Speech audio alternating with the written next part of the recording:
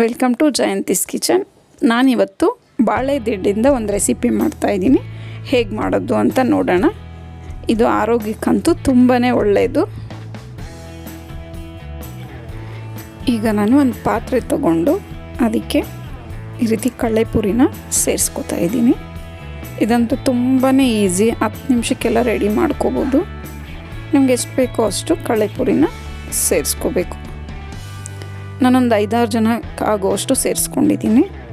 ಇದಕ್ಕೆ 1 ಕಪ್ಪಷ್ಟು ಚೋಚೋ ಸೇರಿಸ್ಕೊತಾ ಇದ್ದೀನಿ. ಇದನ್ನು ಈವ್ನಿಂಗ್ ಸ್ನ್ಯಾಕ್ಸ್ಗೂ ಮಾಡ್ಕೋಬೋದು, ತುಂಬಾ ಟೇಸ್ಟಿಯಾಗಿರುತ್ತೆ. ಮತ್ತು ಇದಕ್ಕೆ ಒಂದು ಅರ್ಧ ಕಪ್ಪಷ್ಟು ಕೋಡುಬಳೆ ಸೇರಿಸ್ಕೊತಾ ಇದ್ದೀನಿ, ಕಟ್ ಮಾಡಿ. ಈಗ ಚಿಲ್ಲಿ ಪೌಡರ್ ರುಚಿಗೆ ತಕ್ಕಷ್ಟು ರುಚಿ, ಮತ್ತು 1 ಟೇಬಲ್ ಸ್ಪೂನಷ್ಟು ಸಕ್ಕರೆ ಸೇರಿಸ್ಕೊತಾ ಇದ್ದೀನಿ. ಮತ್ತು ಬಾಳೆ ದಿಂಡು ಸಣ್ಣಗೆ ಕಟ್ ಮಾಡ್ಕೊಂಡಿದ್ದೀನಿ, ಅದನ್ನು ಸೇರಿಸ್ಕೊತಾ ಇದ್ದೀನಿ. ನಾನು ನೀರಿಗೆ ಹಾಕೋದು ಮರ್ತೋದೆ, ತೊಳೆದು ಸೇರಿಸ್ಕೊಂಡಿದ್ದೀನಿ. ನೀರಿಗೆ ಹಾಕಿಟ್ರೆ ಈ ರೀತಿ ಕಪ್ಪಾಗಲ್ಲ.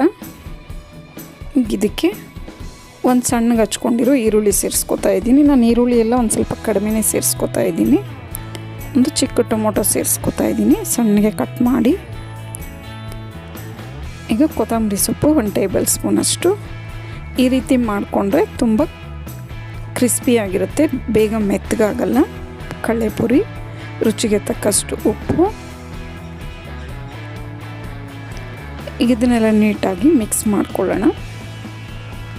ಇದನ್ನು ಬೇಲ್ಪುರಿ ಅಂಗಡಿಗಳಲ್ಲೂ ಮಾಡ್ತಾರೆ, ತುಂಬ ಮಸಾಲೆಗಳಾಕಿ. ಇದು ಸಿಂಪಲ್ಲಾಗಿ ಇಷ್ಟು ಹಾಕಿ ಮಾಡಿಕೊಂಡ್ರೆ ತುಂಬಾ ಟೇಸ್ಟಿಯಾಗಿ ಬರುತ್ತೆ. ಇದು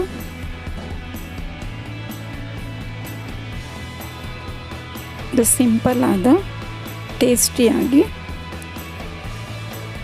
ಬಾಳೆ ದಿಂಡಿನ ಬೇಲ್ ಸವಿಯಲು ಸಿದ್ಧವಾಗಿದೆ. ನಿಮಗೆ ಈ ವಿಡಿಯೋ ಇಷ್ಟ ಆದರೆ ಲೈಕ್, ಶೇರ್ ಆ್ಯಂಡ್ ಸಬ್ಸ್ಕ್ರೈಬ್ ಮಾಡಿ.